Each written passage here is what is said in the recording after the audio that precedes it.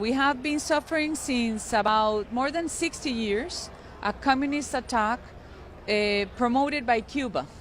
Cuba trained guerrillas in the 70s, but we have three different guerrillas beforehand: FARC, ELN, EPL, and then M19, who got trained in Cuba by Fidel Castro.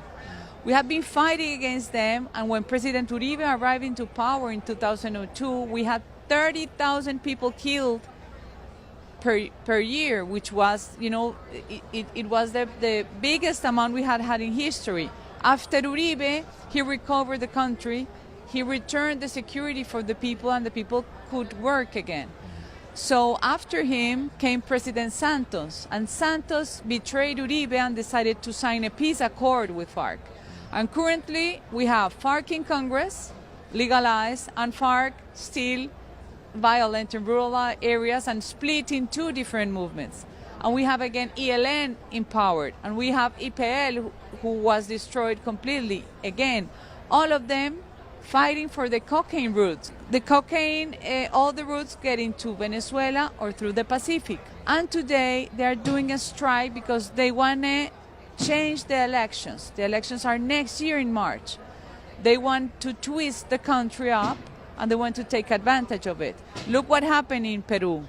In Peru, the Foro de Sao Paulo, which is the leftist global group that changed elections and trapped countries, acted in Peru, and they're doing so in Colombia. And this is a global problem because you're facing almost the same here, the same riots, but here you don't have the money from the guerrilla, the cocaine money.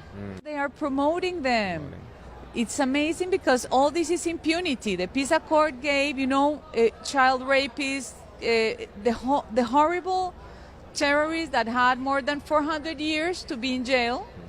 They are now in Congress, and in their Twitter they promoted, because they said that the government is dictatorship, the government is commit genocide. So all of this is a strategy of inverting, of twisting upside down the truth. That's what the communists do.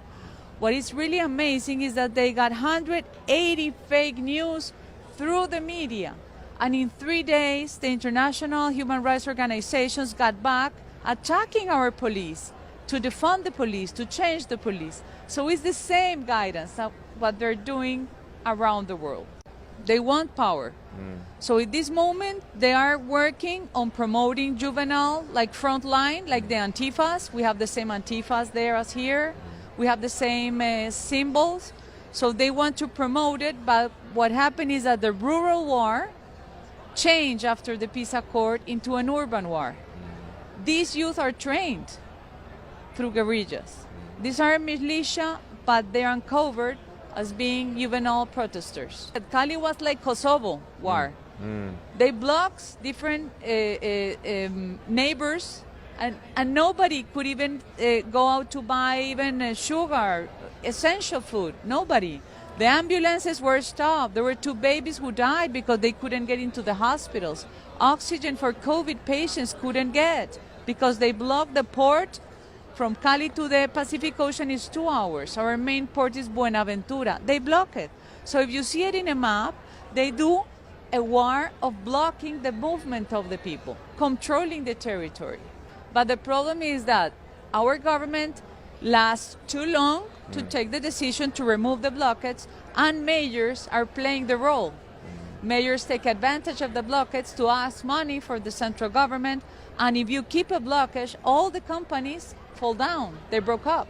For example, Cali's mayor are trying to legalize it through a decree, saying that this is like a pacific manifestation and they can have it. And it's completely a violent behavior. But it's exactly, look, if you have that shack place that they built in Seattle, it's the same, but with drugs, with prostitution. You have all the bad behavior among it, and no authority at all. If we don't understand that this is a global threat for you in the US, for every one of us to lose our freedom, we will lose it.